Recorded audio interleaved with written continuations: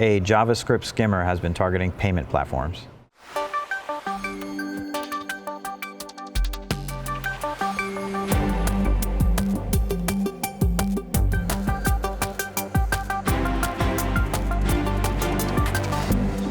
Hey Manish, so I guess you were looking into a story about some malware getting into e-commerce websites?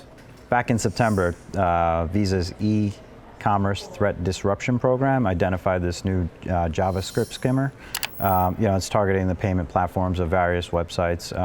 So they discovered it from a site in North American merchant that was previously infected with another similar JavaScript skimmer called Inter.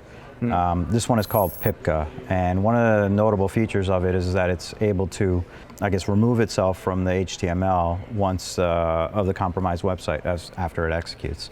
So I guess that's the unique feature of Pipka versus some of the other JavaScript skimmers. So basically, when the skimmer executes on the script load, it calls the start function, which then calls the clear function, and that clear function part of that, it sets the skimmer to look for data every second, and then there's like a script tag that the clear function locates, and once it locates it, it removes itself from the page. So, that it pretty much happens immediately after the script loads, making it's difficult. So now it's difficult to find the code on the page. When you visit the page, you can't find the code anymore. Because it doesn't exist there. Yeah, right. So they call it a self-cleaning feature. And that's kind of new. That's for the JavaScript skimmers that have previously existed. So I was going to say, I guess that's interesting to me because that's kind of insinuating that after it executes once or maybe a few times, I don't know, how soon after, if it's just one execution and it wipes itself, does that mean that the bad guy needs to go re-inject it maybe at some point later so that he can get another collection of some credit card data or whatever for the next payment? It's from what it sounds like, they don't need to, because it sets something in the page to start looking for data, I guess, in the back end or on the page itself every second.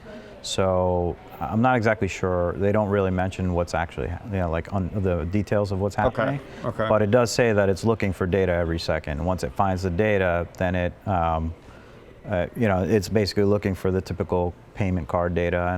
And looking through some of the screenshots that they had, it was even looking for PayPal credentials at the back end, the actual credit card number that gets sent over from PayPal.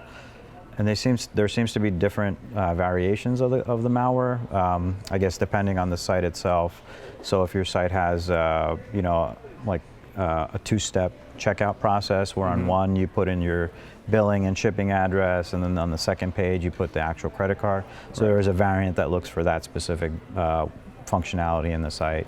So it seems like it's, they've got several different variations based on the different variations of checkout pages. Right.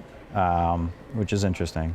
So then basically what the malware does, it base64 encodes that once it finds the credit card information, it puts it into a string, base64 encodes it, and then ROT13 cipher to encrypt it, and then sends that off to the C2. The JavaScript implant that gets inserted into the HTML page has a self-cleaning feature where it will remove itself, so that if, as an investigator or something, you're trying to figure out what happened, when you go look at the original HTML page, there's no artifacts there of the malware.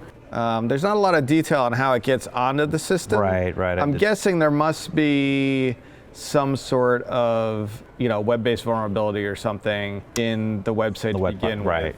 Because some of the recommendations they make are to, make sure that whatever your e-commerce or e-cart solution is that you're using for your website, that you have all your patches applied, and you keep it up to date and that kind of stuff. Because that might be a method of getting this injected onto your commercial website. I thought it was also interesting that they mention here, consider using a fully hosted checkout solution. So basically they're saying, don't do it yourself. Don't do it yourself. Let it be somebody else's problem, which is an interesting way of approaching it. But that's not necessarily a bad idea either. Let you focus on your core business of selling whatever your products and services are that you might have. And let all the financial transaction the things that need a lot of security around them be handled by somebody who's that's just that, their only right. job, and Right. that's all they do, and they're making Right. sure they do it all right.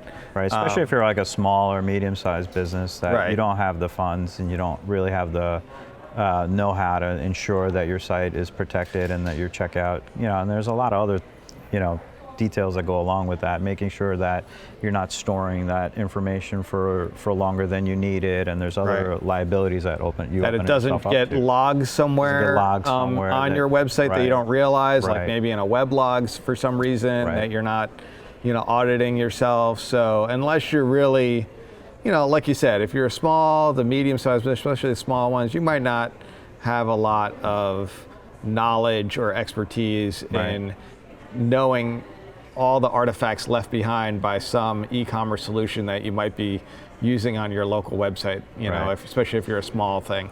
It's not the first problem I've heard with e-commerce websites and vulnerabilities of this nature, so definitely something to pay attention to. If you're not able to put in the effort and the funds to secure your payment platform, I think it's a really good idea to just farm that off onto another company to do that for you. In the long term, if you're not able to do it yourself, it's better to let someone else do it for you that has the expertise.